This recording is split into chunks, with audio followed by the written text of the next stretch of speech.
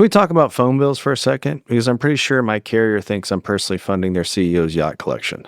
Seriously, folks. I've been paying the ridiculous monthly bill, the mystery fees that make no sense, the free stuff that somehow makes everything more expensive. Classic big wireless move, right? Well, I'm done.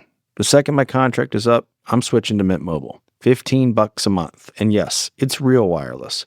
High-speed data, unlimited talk and text, runs on the nation's largest 5G network. Not some tin can and string situation. You just bring your phone, pop in an eSIM, and you're done. No new contracts, no gotcha moments, no explaining to your spouse why the phone bill is higher than your car payment. I'm honestly embarrassed by how much money I've been throwing away for absolutely no reason. Like finding out you've been massively over-tipping at a place with terrible service. I cannot wait to stop funding yacht collections. If you like your money, Mint Mobile is for you. Shop plans at mintmobile.com/culty. That's mintmobile.com/culty. Upfront payment of $45 for 3 months. 5 gigabyte plan required. Equivalent to $15 per month. New customer offer for first 3 months only. Then full price plan options available. Taxes and fees extra. See Mint Mobile for details. This podcast is for informational purposes only and should not be considered legal, medical, or mental health advice. The views and opinions expressed do not necessarily reflect the official policy or position of the podcast and are not intended to malign any religion, group, club, organization, business, individual, anyone, or anything.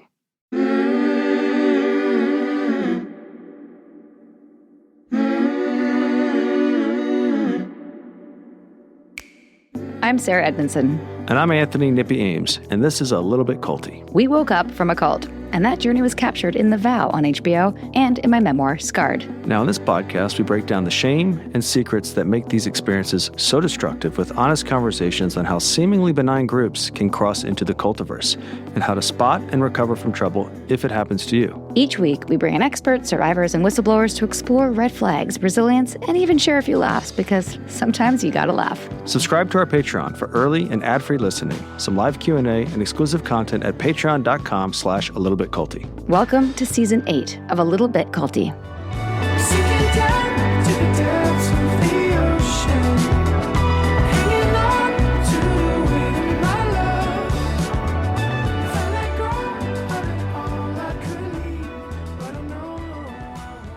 Welcome back, everyone, to Part 2 with Nancy Ross. So if you missed Part 1, you might want to go back and listen to that because it explains who Nancy is and what her experience was in the Mormon Church and how it led her to this survey about the undergarments that are worn by devoted Mormon members. Also, chronology helps. Yeah, the chronology helps. Yeah. And, we want to also make sure that we're not mocking in any way. And perhaps I have to say I have in the past because I didn't really understand. Sarah, we wore sashes. We also wore sashes in our cult. So, people, sometimes we laugh and we tease ourselves and others in a way that's like, just, we have to laugh, but we don't want anyone to feel, we want people to feel like they can come to this conversation and feel like it's a safe space, I guess is the point. Absolutely. And that was a key consideration as we were thinking about and writing this book, which is how do we explain this practice and different experiences of this practice, but also be sensitive to the practice, recognizing we are breaking a pretty big taboo in writing this book. Right.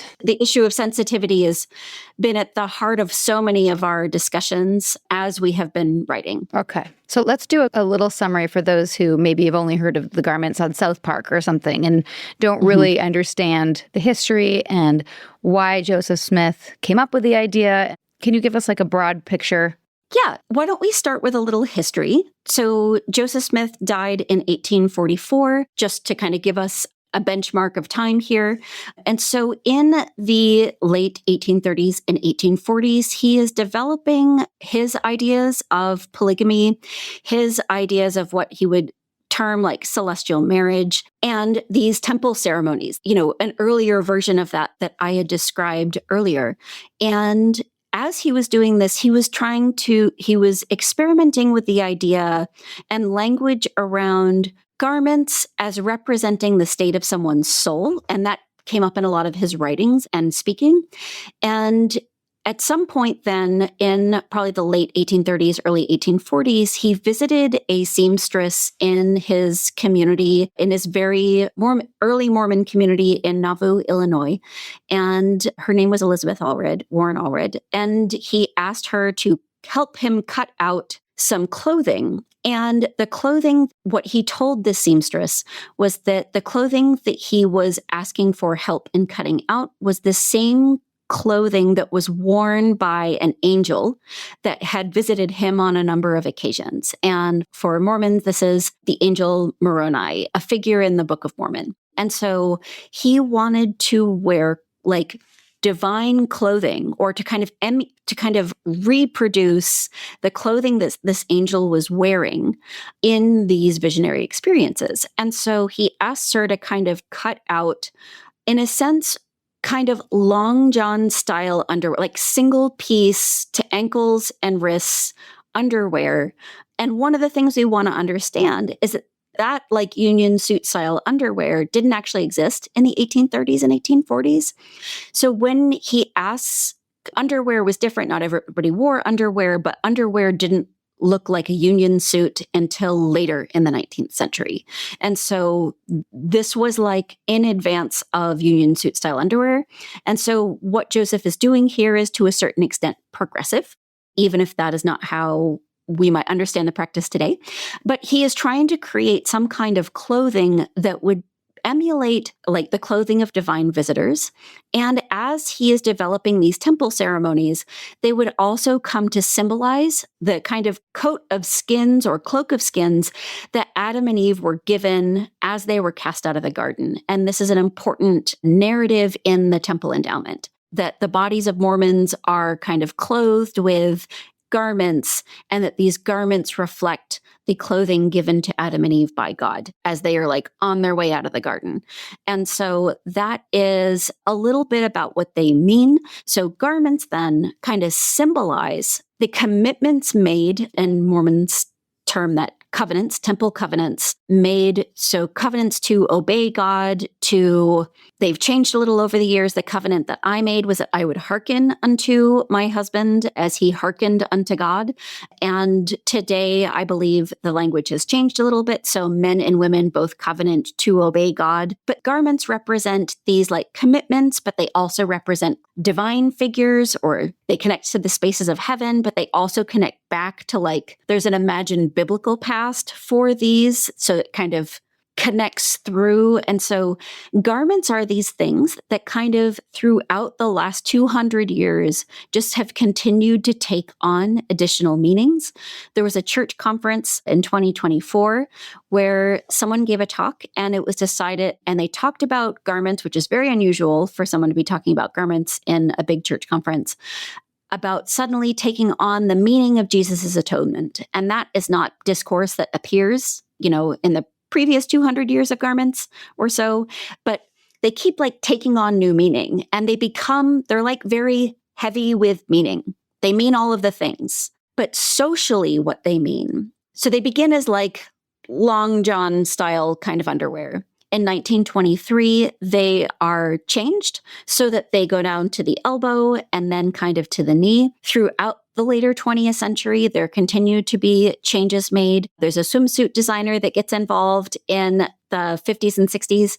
And eventually, in 1979, the church announces that there will be two-piece garments. Like a one-piece piece? Yes. And everybody who is like my age has like elderly relatives who still wear one-piece garments or grew up with their parents wearing one-piece garments, which is a whole kind of horror. Wait, I have a timeout. It's really quick. Yeah. Do people of that era, or even now, like, how many do you have? Do you wash it? Is it one and then you get bestowed to you, you wash it every day? Or like, no, you have like a whole bunch of sets, right? Like you have a whole bunch, you have like a drawer full of underwear, right? Like it's a lot of underwear. So by the time I was wearing garments, this would be in the 90s. Early 2000s. Right. 2004. Yeah. So they become two-piece in 1979, and I start wearing garments in 2004. And the kind of garments, I'm just going to describe the kind of garments that I wore. I'm a short person, so there are like short people garments, petite women's garments. And so they're like shorts. And so the leg comes down to nearly my knee, and they had like a little cap sleeve and a neckline. So there's a top as well as bottoms. And there were a number of different fabrics that people could choose. The kind that I wore were like nylon. And women's garments had like this like lacy edge on the neckline. They had elastic at the waist. A lot of people have complained about the discomfort of elastic at the waist, but they're very like, the bottoms are really high-waisted. So for many women, they like come up to your boobs. So there's a very high rise on the bottoms, and the tops are often fairly long. And there's kind of a joke in the Mormon community that you're just forever like retucking in your underwear. It's always something that you feel like you are managing, or I always felt like the tops and the edges of the tops were just trying to like climb out of my clothing. Generally, you're supposed to, not generally, but you're supposed to keep garments covered. And so with your clothing, so they kind of enforce a particular standard of modesty when you are wearing them, and you wear them day and night. And so like all the time, with the idea that you're only really supposed to take them off maybe during like sex, swimming, and showering. It's so that you're mostly wearing garments fairly continually, and that you're generally supposed to be wearing them next to your skin. And one of the issues with garments is that while this is an individual practice, that you can see other people's garments through the lines that they create very distinct clothing lines. And especially the lace on women's garments creates very noticeable. And I think that the newest garments don't have the itchy lace. And if you have sensory issues, this is all just kind of a nightmare. Right. I was going to say, yeah. And, that's a big issue. But you can see the lines of people's garments through their clothing, and you expect in congregations, in Mormon communities, you expect to see them. If someone is wearing their garments, then that's kind of a proxy for understanding that person is a good and faithful church member. And if they are not wearing their garments, if you cannot detect these lines, then they're like not doing what they're supposed to be doing. And so there are a lot of stories in the survey about, we asked people if you had ever noticed someone else checking to see your garment lines, like garment checking you, or if you had ever done that. And we have, of course, lots of people saying yes, right? Like that these are community behaviors. One of my favorite stories, I have it in my notes here, was a woman who was like self-reflecting. And I just thought that was such a great line. Something like, I realized that my friend's underwear choice was not my own. Like it was her choice. Like, and I just thought like, that's so telling of what these underwear mean. And perhaps you want to speak a little bit to, what you see the difference is between undergarments, or we can get to this later because I know you're still giving us like sort of the overall history, but I know that some people will say it's no different than the burqa or the yarmulke for being Jewish, or the tzitzit, or like what, these certain religious garments. Yeah.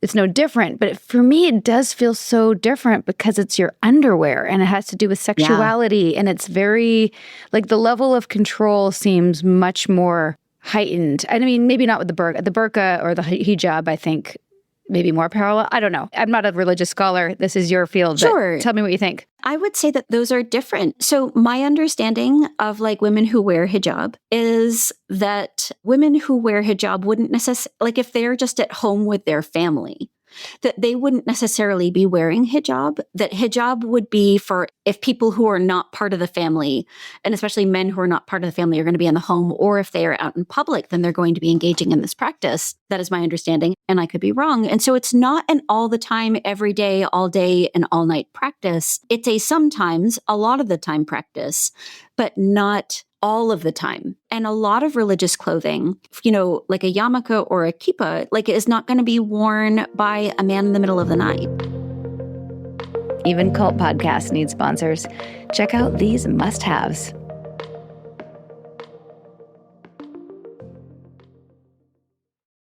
Can we talk about that moment when you look around your house and think, how did this room slowly turn into a storage unit with throw pillows? Same. That's why we love Wayfair. It's our go-to when we want to refresh our space and actually make it work better for real life, not just Instagram life. From furniture and decor to organization solutions and outdoor essentials, they make it ridiculously easy to find pieces that fit your style and your budget. Our vibe is contemporary but comfortable and aggressively kid-friendly, so we need things that look elevated but can survive snack time and science projects. Wayfair's filters, reviews, and visual tools make it easy to find the right fit.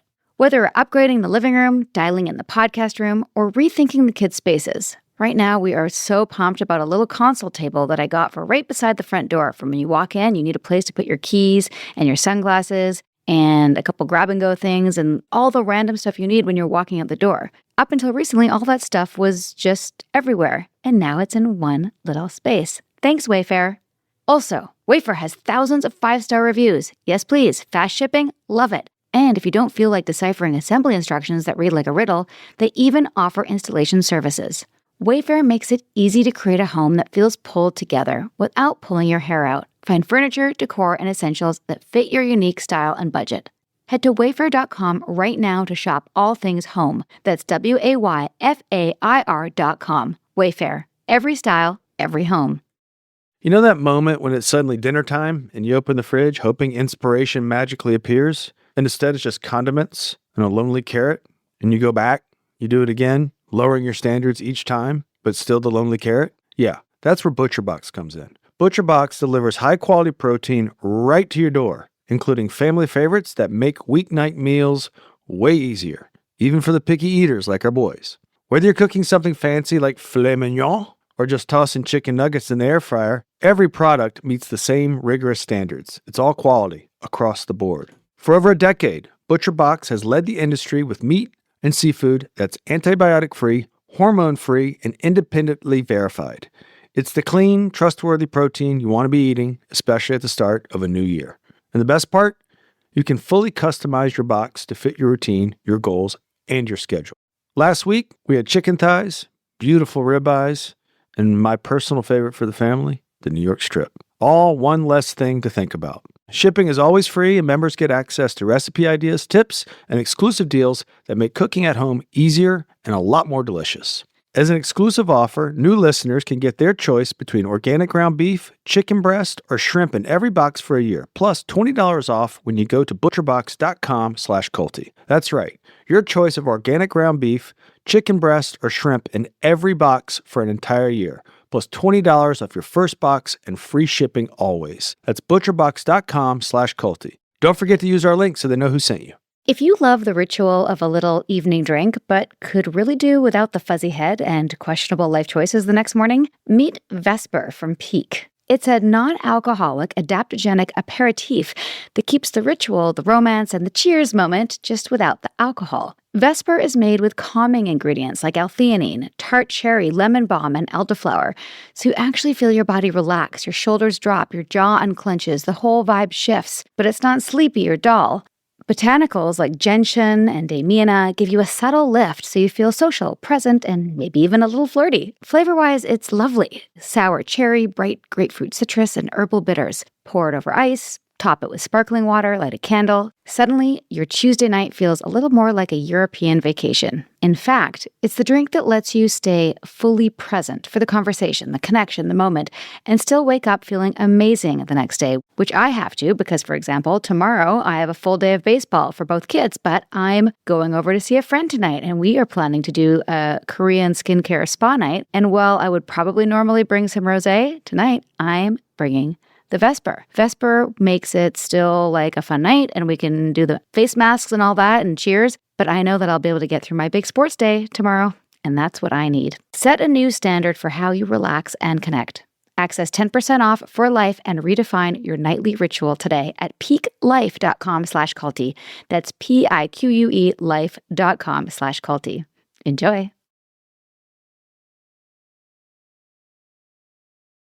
Thank you, sponsors. We couldn't do it without you. Now let's get back to the show. Sorry, I just want to clarify real quick because I'm sure our audience is going to jump down my throat if I don't say this, that I'm not saying that a hijab is fine or not problematic. That's a whole different episode. And extremes of any religion can be very problematic and oppressive. I'm not saying that. I was just wanting to make a distinction of the sexual and all the time aspect of it. That's all. Well, there's the varying degrees of how people are using garments. Yes. Yeah.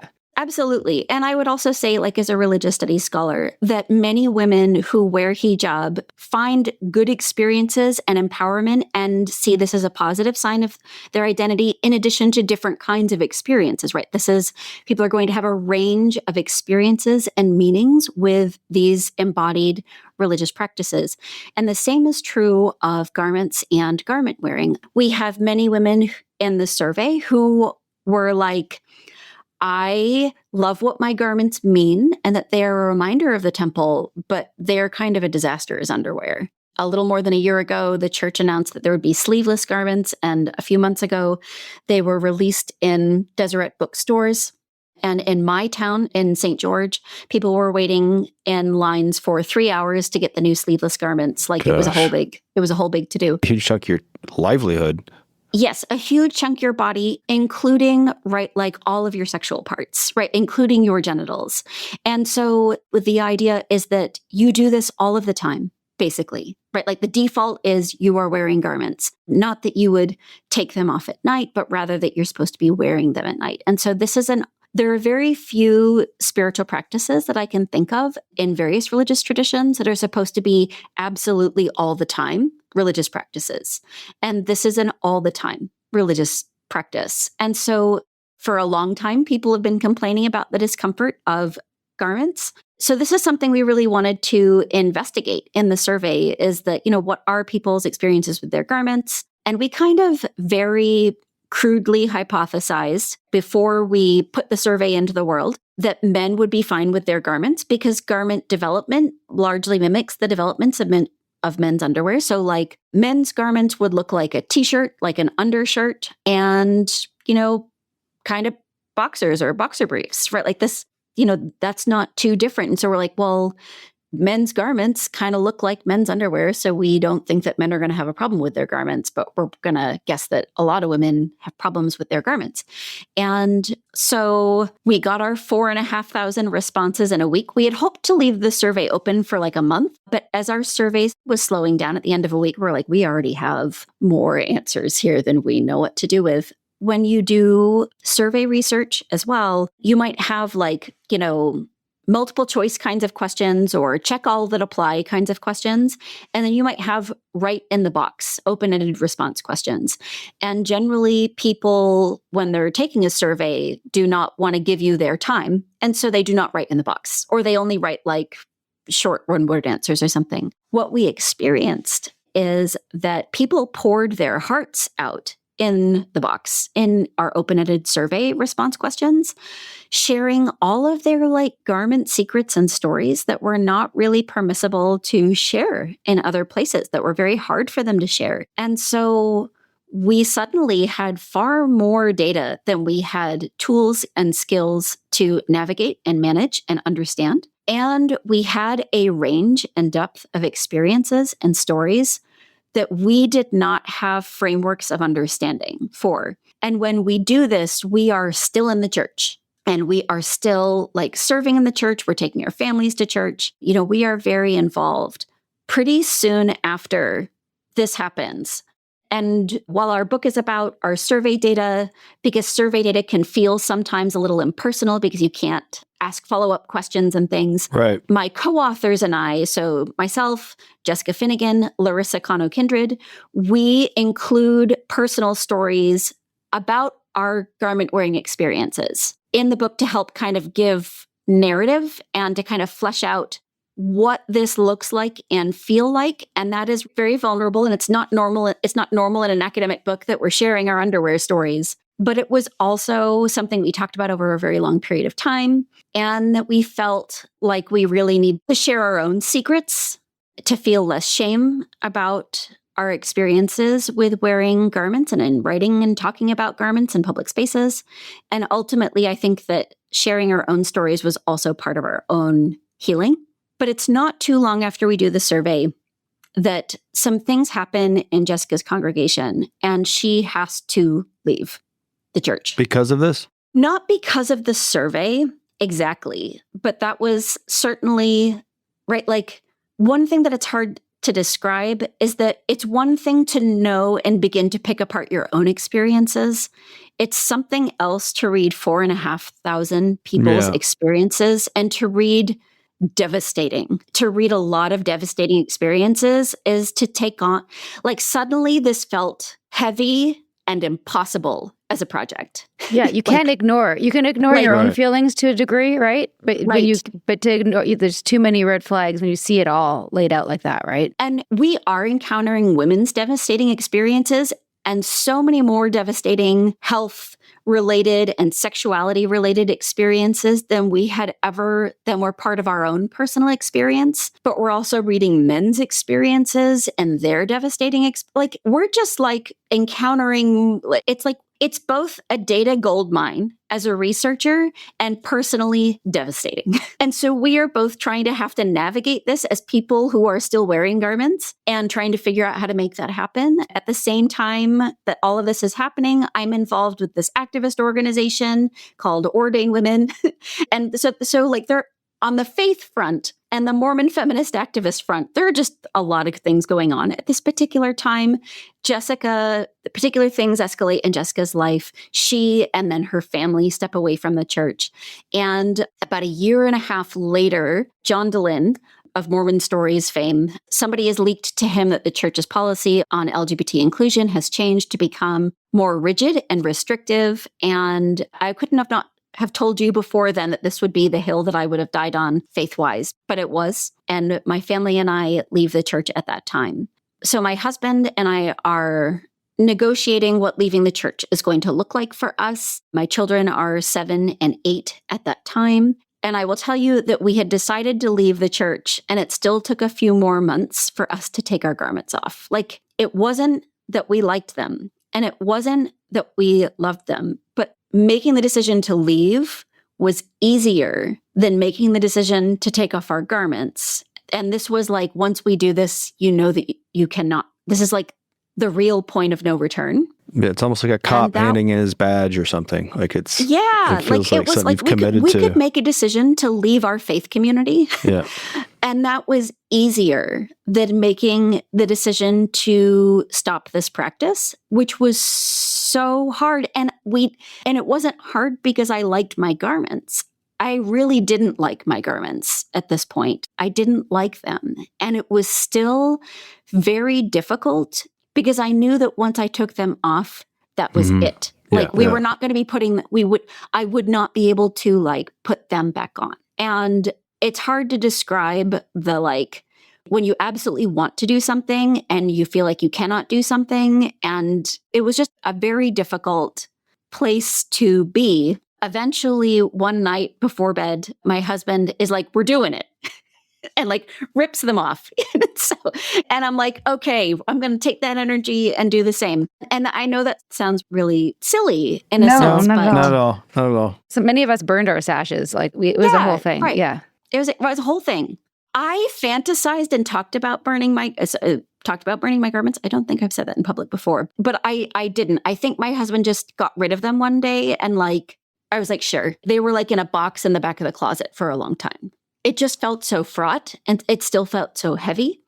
And so you kind of rip them off one day and that was kind of it. What about buying new underwear? Oh my goodness. Okay. So I'm a university professor in a town that's been growing, in a city that's been growing over the last 20 years since we have been here. We've experienced some big growth.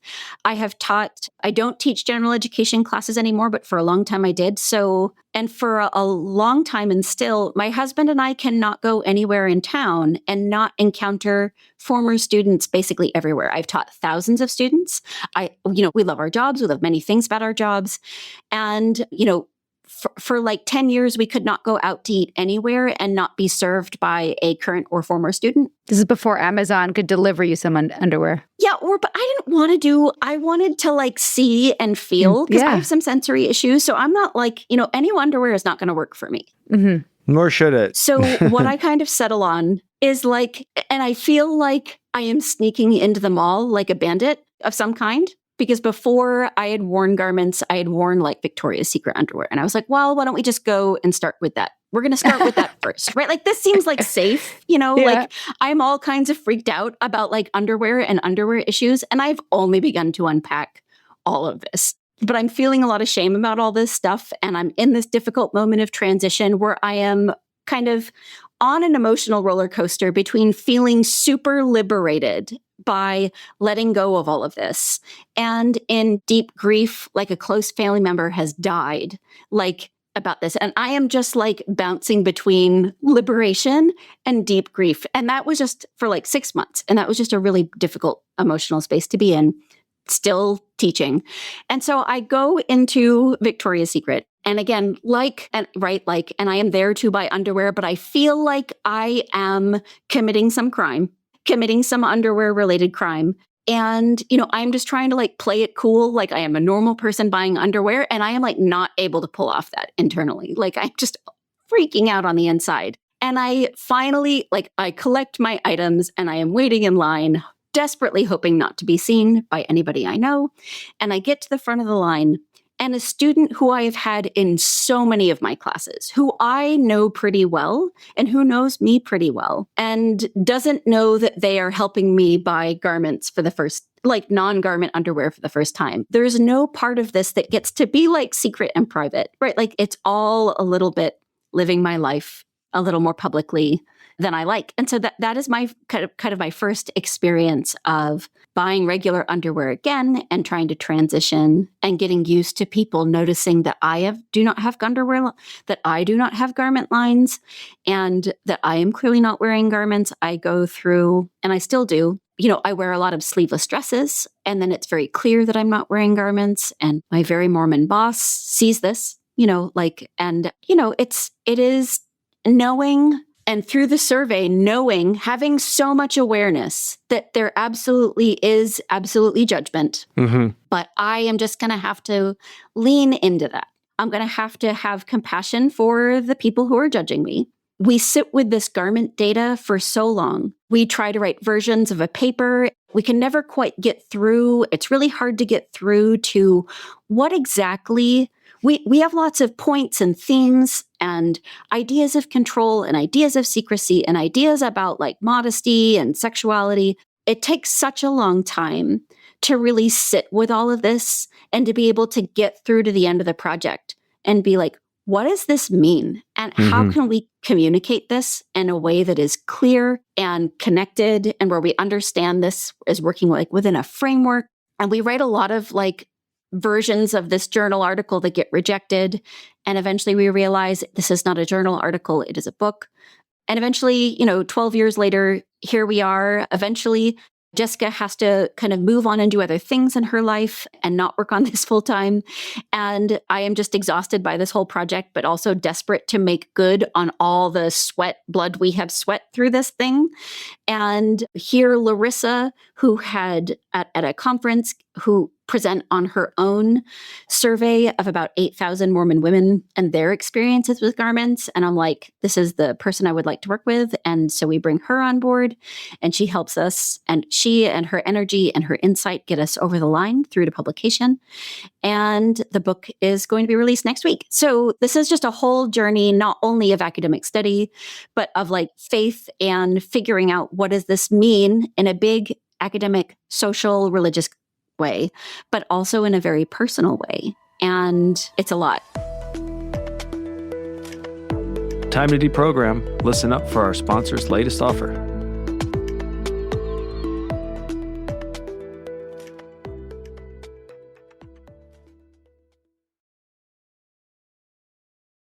I used to think that building a really high-quality wardrobe meant either selling a kidney or living in yoga pants forever. And then I found Quince. And honestly, I'm so grateful. And I really needed to update my wardrobe because my mother is so generously taking us to Europe for spring break. And I needed a few things, needed. So I just ordered a cream Mongolian cashmere crewneck sweater, perfect to go with the jeans I got last month, also from Quince, the transit quilted commuter backpack, and a cotton cashmere ribbed turtleneck bodysuit, also to go with the jeans. Not only did they arrive in just a few days while I was panic shopping for this trip, but they are perfect for the current end of winter, almost spring vibe, and the backpack is the cutest and most perfect accessory for bopping around the city and schlepping snacks and water bottles while still looking Parisian and chic. And here's a great bonus. They skipped the middleman markup. No paying for some brands' fancy Fifth Avenue rent. Just quality clothing from ethical factories that'll survive more than 3 trips through the wash. Thousands of people rate their stuff 4.5 to 5 stars because, shocker, it actually holds up. The stitching, the fit, everything. And you can look effortlessly cool. Check out my Europe post to see all my cute fits and see if you agree. Right now, go to quince.com/culty for free shipping and 365-day returns. That's a full year to wear it and love it. and now you will. Now available in Canada too. Don't keep settling for clothes that don't last. Go to quince.com/culty for free shipping and 365-day returns. quince.com/culty. On A Little Bit Culty, you hear about how hard it can be to spot red flags and know when to ask for help. The same goes for caring for a parent or loved one. It's a big shift when the person who raised you now needs support. With Care.com, you don't have to do it alone. Find background-checked caregivers through Care.com for anything from companionship to dementia care. You can even browse senior living communities, read real reviews, and schedule tours. If you're not sure what's best, Senior Care Advisors, who are all master's-level social workers, can help you build a plan that fits your family. 29 million families have turned to Care.com to find care that works for them. For a limited time, use the code POD20 for 20% off your initial Care.com subscription. That's POD20, all one word, good for 20% off. Start your senior care search today. When it's not you, it's Care.com.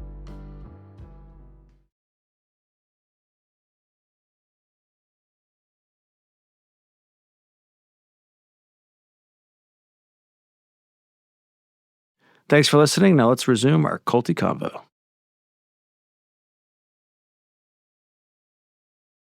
It is a lot, and congrats. Congrats! Well, It's a huge undertaking. We're going through it. Yeah. Yeah. What was the most surprising or shocking response from the survey? There were so many. I think one of the things that was really painful is that there were some men, we call them conforming, believing men, as opposed to non-conforming, and that really has to do with whether or not people experience doubt. There were conforming, believing men who saw garments as, who did not understand what the challenges of wearing garments might be like for women or other people, who were so judgmental when we asked the question, what do you do when you hear other people complain about their garments? And they were just like, well, this is such an easy practice. We just don't understand why they're difficult. They must have real issues. You know, those responses felt really painful. We had women together through to, we had women, 2 women in the survey who were like, my garments mean to me that God has promised me that women will someday be ordained to the priesthood and Mormonism. And I was like, I love that response. And I tried to like, as a believing Mormon still, tried to like, ooh, I love that.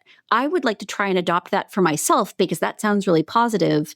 And then I was never able to like make that work authentically. And then I was like, why is that? This is so interesting and confusing. So there were both devastating, surprising comments and like really obviously very empowering, surprising comments and everything in between. Together with people talking about how they had permanent scarring on their vulvas from wearing garments, or that they could not access sexual feelings as a result of wearing garments, or that they just felt very controlled by wearing garments, or that their garments were a source of real angst and suffering in their lives. Yeah, it's such a metaphor and microcosm for everything that goes on a macro. Yeah. It doesn't have to be anything content specific. You can like cell phones or landlines, and you can get the same response from people who hate cell phones and love landlines, and you can come up with all sorts of arguments and people that are too sensitive to one side, insensitive to others. Yeah. The line that really stuck out to me, that, and again, I learned so much. I really had a very cursory knowledge of garments. I didn't realize that if a man and a wife were practicing and conforming and believing, would, rip off their garments to have sex and had to put them right back on afterwards. The line was, that someone was upset that she couldn't spoon naked with her husband after sex, had to put the garments back on. Like, that's crazy. Bruh. That is crazy. Yeah. That's like, what a lack of intimacy. Like, that's the best part. Well, that the was spooning is the best part. That's the best part? No, it's not the best Jesus. part. No, I take it back. It's one of the best parts. Other than, you know what I mean? Like, it's such an important Absolutely. time. Yeah. Well, the church messes with your intimacy. That's the big thing that I'm hearing with. Yes, it does. That might sound confusing for outsiders just to say, well, then, like, why wouldn't you just not do it? Do what you want to do because nobody's watching you in that moment. Right. But because of the enculturation and the conversations around modesty and sexuality and the need to be wearing garments continually, that there was this and I relate in the story, in the book, a personal story of, falling asleep after sex with my husband and waking up later naked and feeling and rushing to put them on again and feeling really guilty. And then coming to find through the survey that this was not an uncommon experience. And the sense that before I was entitled to pleasure, I must first check in with religious requirement. That was more that's crazy. Right. And that my body just felt this on a soul level was part of the big heaviness of things. I think that the note I had from reading your book was what you just said, Nip, internalize the church's authority. So you're constantly putting everything through that filter. They don't have to be watching you. You're surveilling. You're surveilling yourself and now others, like you said, with the garment check. One thing I realized we didn't talk about at the beginning, which I think is important to the history, is how do the garments relate to polygamy, and then how did that change? Sorry, yes, super we missed important. That part. Yeah. No, sorry, yeah, of course, right. This is just so key because who doesn't love polygamy? This is the gossip. Spill the tea. You spill the tea. Yes. So, in the lifetime of Joseph Smith, right, in the 1830s and 40s, the people who are experiencing and going through the ceremony, the early initiatory and the endowment, were only people who were engaging in polygamous unions, because this was a way to sacralize and create a polygamous union. These were the ceremonies that made sacred in Mormonism this socially very taboo practice.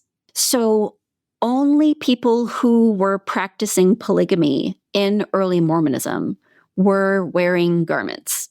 And so garments were then at that time a symbol of practicing polygamy. Eventually, the church, to become a state, Utah, the LDS Church, has to officially stop practicing polygamy, which they issue a manifesto in 1890, so that Utah becomes a state in 1896. There's still a lot of people practicing polygamy, even though the church has officially given it up. By the 20s and 30s, it is really trying to assimilate into the American mainstream. And so the church starts excommunicating and punishing people for continuing to practice polygamy. So between 1890 and the 1820s and 30s, there's this difference. As I said before, there were these big changes in 1823.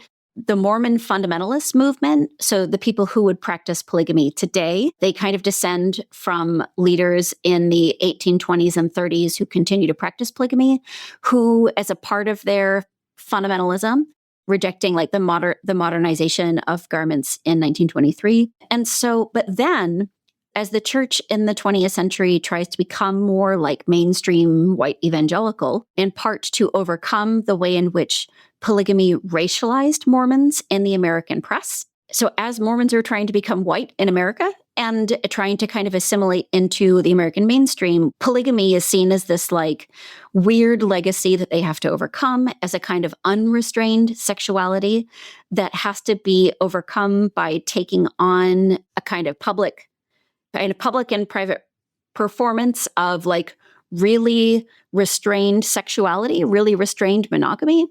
And garments become a useful tool for talking about women as gatekeepers of sexuality, like evangelicals are doing, and then policing and enforcing modesty standards. And ultimately then, as we would argue, restraining adult married Mormons sexual behavior, which is what many people report in the survey.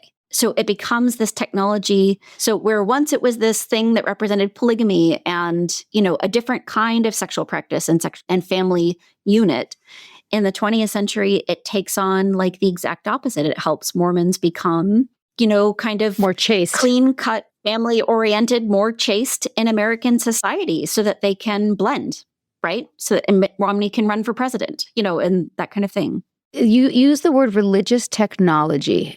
And that's a word that my ears perk up a little bit because in our cult, we had technology, and Kundalini uses technology. And we're one of our things that we talk about in our upcoming book, little plug there. I'm make sure you get one, is the use of the word technology is not really accurate. but like it's not a technology, but what's your understanding? So what we mean by technology, and I think that, this is something we could have explained better in the book, but technology would be like a device that helps to mediate religious experience. That's what I mean by religious technology. And so even if we don't think that like the novel is a technology or that sewing machines are really technology, there are... It has to be a device. Is this a device? It's a doesn't device, have to have wires and metal. Right. Or electricity, right? Like it is a device that takes on religious meaning that is central to religious practice that helps to mediate and religious experience. And so Mormons' garments are a religious technology that we argue in the book serves to restrain the sexual behavior of Mormon adults. But it also, in a bigger sense, right, like it does that because it helps to mediate Mormons' like worldviews and religious experiences and embodied experiences. So maybe that's the correct use of the word in cults when they use it to imply a special technology is more of like the hook of what you're going to get.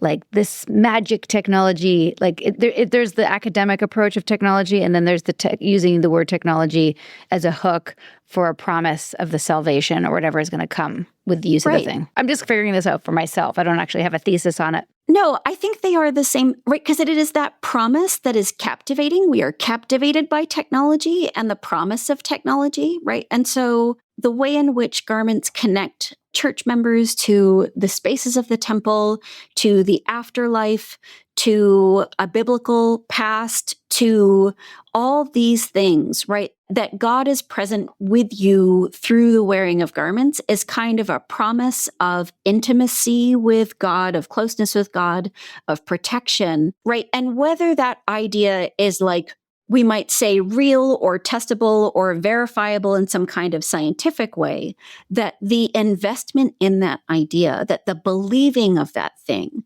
shapes how we experience the world and makes that unseen thing, that intangibleness of God or whatever our beliefs are invested in, it makes it real, right? It makes it real in a physical way. And so it does that mediating work, that making the experience of the divine or whatever it is into something that can be felt in a physical, seeable way. Yeah, that was well said. And you've been conditioned to trust. Yeah. The thinking that goes into that. The same way a lot of people blindly follow governmental edicts. Yeah, and I think that the book really showed how it's not necessarily one or the other. Like, yes, they're good, or no, they're bad. Many people had multiple feelings at once. Like, yes, I want to feel closer to God. I really appreciate them, but they're so uncomfortable. And how do I have my period in them? And like so many like conflicting things. And I wonder, I guess you don't know what the response is going to be because you haven't. This is new. It hasn't come out yet. It'll be an episode. Maybe we'll have to have a catch up with you and see how it's. What's the word? To your technology point, technology has an underlying kind of feel of authority to it as well. Yeah, exactly. Which stifles inquiry in a lot of ways. Oh, technology, I don't have to ask any more questions. It's been vetted and verified and quantified to some extent. All I know is I just feel so uncomfortable. A lot of words I wrote down here: slumpy, sliding, hot. Like I just feel like I would not do well with these garments. I mean, I think what a lot of people reported in our survey, and certainly what all three of us, right, all three of the co-authors on this book, wore garments and no longer wear garments.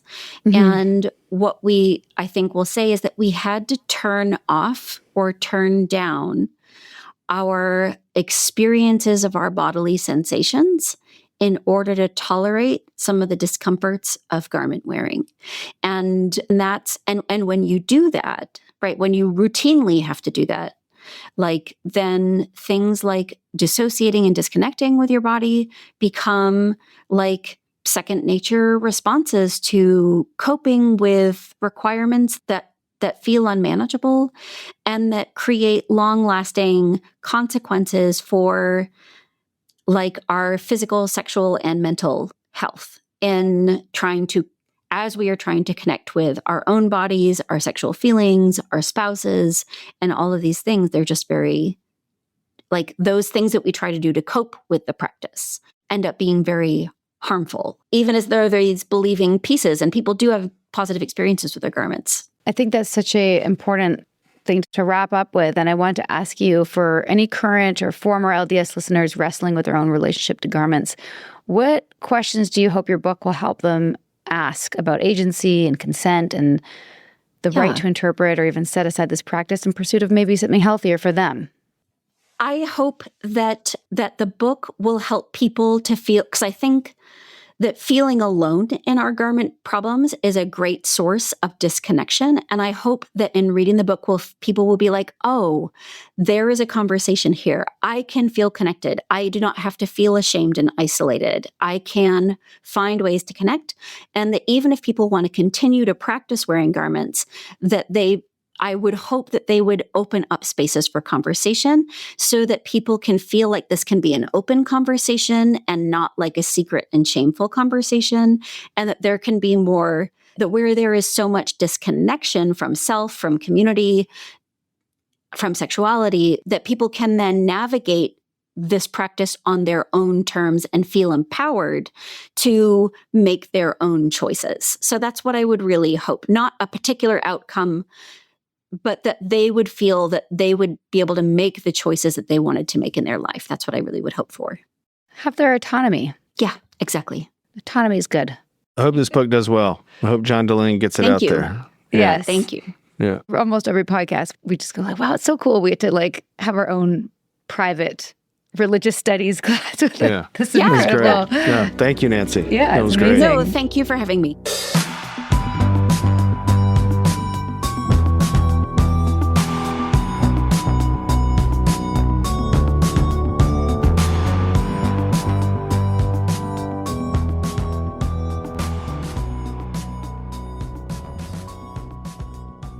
All right, everybody, that was part 2 with Nancy Ross. Please do let us know what you thought of this episode in the comments. Did you learn anything new about underwear, magical underwear? I sure did. How about you, Nippy? I definitely don't think that underwear is going to be our sponsor. Nope. That's not a quince. That's not a quince. Maybe MeUndies. I wonder if MeUndies has like a Mormon line. MeUndies went Mormon? Could be. There's a whole market there, MeUndies. Get yourself some... MoUndies? Some... MeUndies has got the MoUndies. More undies? Oh my goodness. Okay, it's been a today. day. Okay. It's been a day. Okay. Enjoy. I'll reel it in. Bye. Bye. Sinking down to the depths of the ocean, hanging on to the weight of my love. If I let go of it all, I could leave, but I know I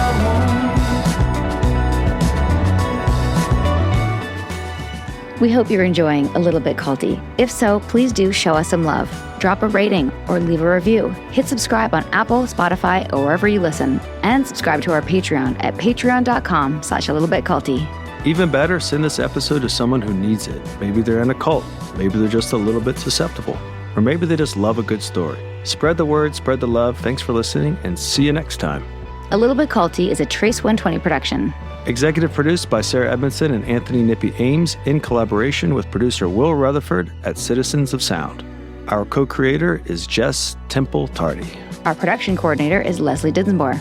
Writing by Sandra Namoto and social media marketing by Eric Swarzinski and Brooke Keene. Our theme song, Cultivated, is by the artists John Bryant and Nigel Aslan.